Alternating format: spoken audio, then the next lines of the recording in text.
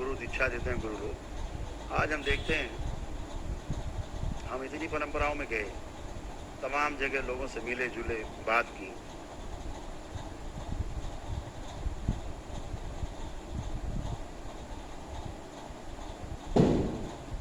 मुझे दो परंपराएं केवल ऐसी दिखी अभी तक पूरे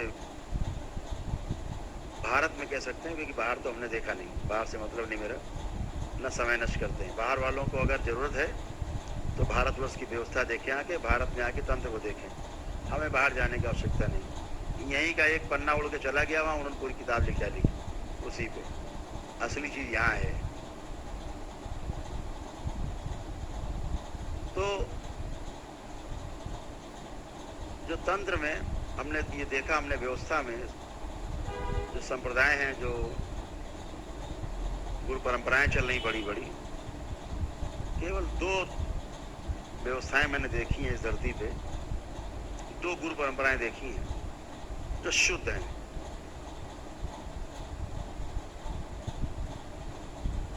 अदरवाइज जहां तक मेरा अभी तक जानना हुआ है या देखते हैं हम लोग बैठ के यहाँ, एक भी गुरु परंपरा हमें शुद्ध नहीं मिली।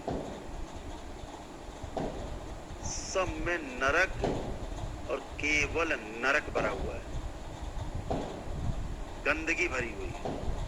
जहां दीक्षा लेकर के लोग तड़प रहे हैं, मर रहे हैं, और उनके गुरु भी नरक में पड़े हुए हैं सब। यहाँ पैरों में पड़ करके भोलेनाथ के बार बार आग्रह करते हैं, चिल्लाते हैं, चीखते हैं कि मुक्ति मुक्ति मुक्ति, प्रेत योनि से मुक्ति दी जाए। प्रेत योनि फंसे पड़े। बड़े बड़े साधक हमने देखे, बड़े बड़े नाम, जो जितने नाम लिखे, बड़े बड़े नाम आपने पढ़े होंगे जीवनी की किताबों में, सब नरक के बड़े तड़प रहे हैं। और जब कभी हमारा उन जीवन से सामना आमना होता है, तो सारे जीवन है ही सृष्टि में, जब कभी मेरे सामने आते हैं, दरबार के सारे बच्चे जो सीख रहे हैं, समझ रहे हैं, वो भी सब देखते हैं। सबके पास दृष्टि है देखने की, जो दरबार ने दे रखी है इनको दृष्टि, ये सब कैसे वो तड़पते हैं। जिनकी आप पूजा करते हैं, सुबह शाम आरती उतारते हैं, वो स्वयं तड़प रहे हैं। और वो तड़पेगा, और आपने उसको गुरु बनाया है, उसकी परंपरा में शामिल हुए हैं, तो वही तड़पन, वही रोग, वही कष्ट, वही मन स्थिति आपकी भी होगी। आप उससे बच नहीं सकते, क्योंकि आप उसके परंपरा में जुड़ते हैं, उसके ऊर्जा पथ में। गुरु परंपरा की ऊर्जा पथ है। जैसे परिवार की परंपरा का ऊर्जा पथ है, ऐसे ही गुरु परंपरा का ऊर्जा पथ है।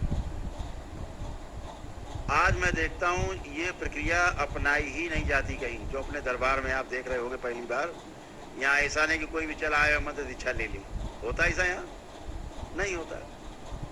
चाहे हीरे पन्ने से मड़ के आ जाए, कोई दीक्षा नहीं मिलेगी। सबसे पहले शुद्धि, पहले पितरों की मुक्ति, फिर अपनी शुद्धि, सारी सिद्धि, सारी गंदगी जाए, सब गंदगी कटे, सारे रोग कटे, सब गंदगी कटे, मन स्थिति अच्छी हो, शरीर अच्छा हो, मन अच्छा हो, उसके बाद मंत्र दीक्षा मिलती है। वो भी कब? जब आपने डीएनए के ऊर्जा पथ से टूट के अलग हो जाते हो, अलग एक ऊर्जा पथ बन जाता है आपका, शुद्ध बिल्कुल। फिर आपको यहाँ दरबार की जो शुद्ध परंपरा है उससे जोड़ा जाता है। नहीं तो क्या होता है, अभी क्या हो रहा है परंपरा में, आप गए, बोले बैठ गए 1000 आदमी, बोले यहाँ सब लोग इकट्ठे बैठे, लो बांट दो सब में, सब दीक्षित हो गए, जाओ एक एक झोला दे दिया, जाओ घर में जपो। अब हो गए दीक्षित, माला दे दी, जप हो जाके जाइए।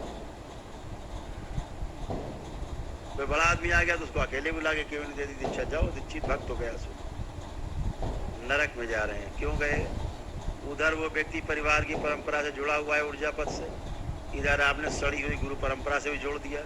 इस पे जो बोझा था परिवार परंपरा का, पितरों की गंदगी का, उनमें अब गुरु परंपरा की, गुरुओं की गंदगी का। तथा कथित गुरु घंटाल कहो उन्हें, जो मर गए, बड़ा बड़ा तिलक लगा के, गरुआ पहन के बैठे हैं, बड़ा भारी त्रिपुंड, बड़े बड़े रुद्राज की माला धर के, सोना चांदी पहन के, बड़े बड़े कांड करके, वो भी लद गई परंपरा।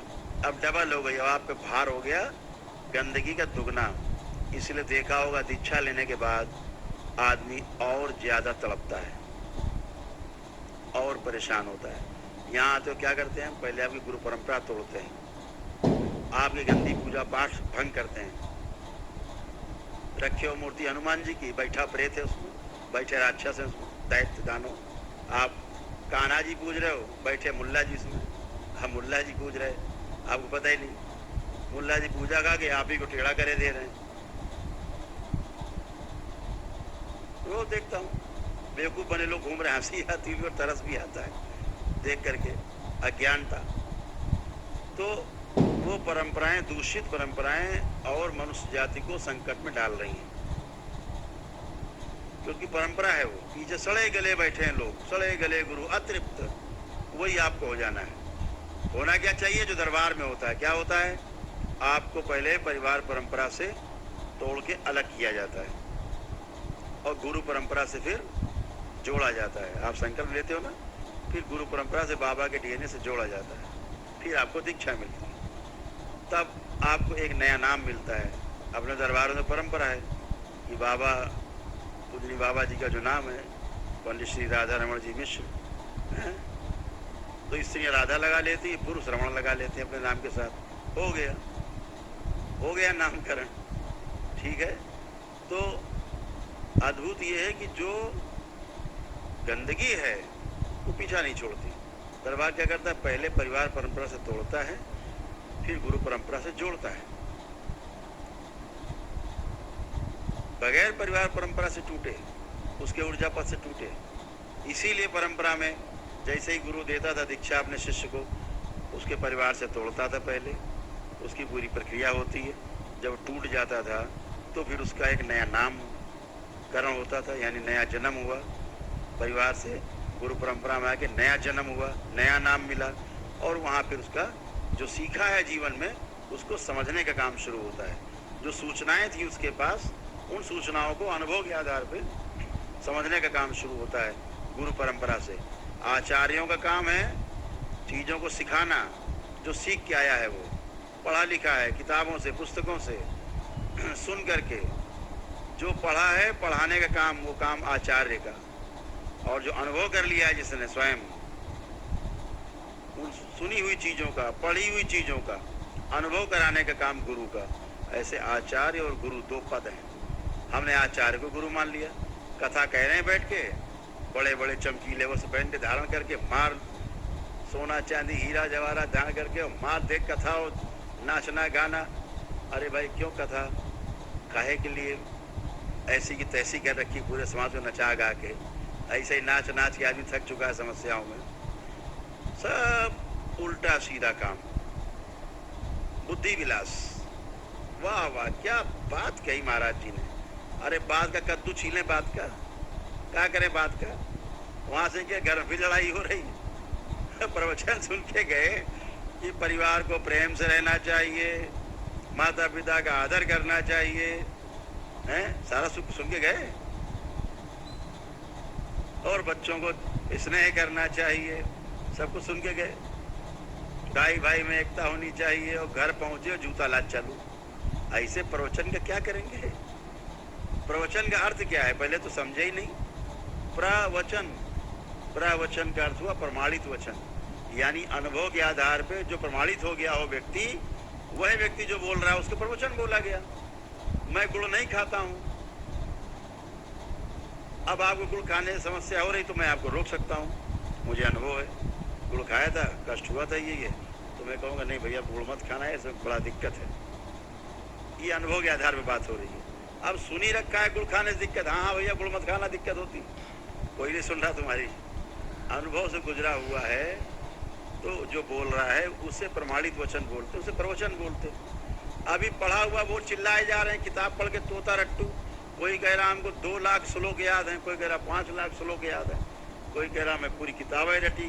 और लोग तो ऐसे ऐसे हैं, फला श्लोक फला किताब के फला पेज नंबर पे ये श्लोक लिखा है और उसके पहला नंबर फला पे ये लिखा हुआ है। अच्छा, आप सोचते बड़ा विद्वान है।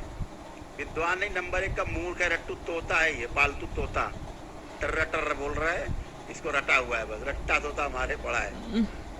अच्छा चलो ठीक, बता भी दिया कि पेज नंबर फला पे, पहला नंबर फला पे, किताब फला पे ये लिखा हुआ है। इससे आपको फायदा हुआ? कुछ फायदा मिला सुनने से? नहीं हुआ। क्या हुआ? केवल आप हमने अरे बड़ा ज्ञानी है। ये ज्ञान नहीं है, सूचना है।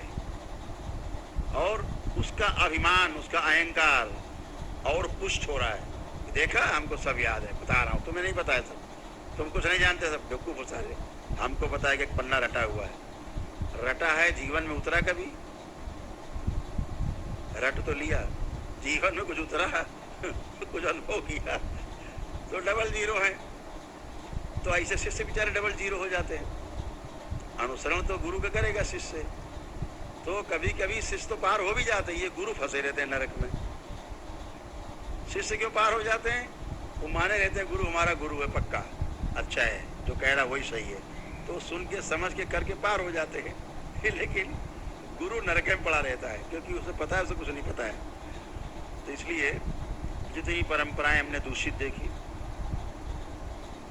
तो शुद्ध परंपराएं, जैसे हम मिले शंकराचार्य जी से,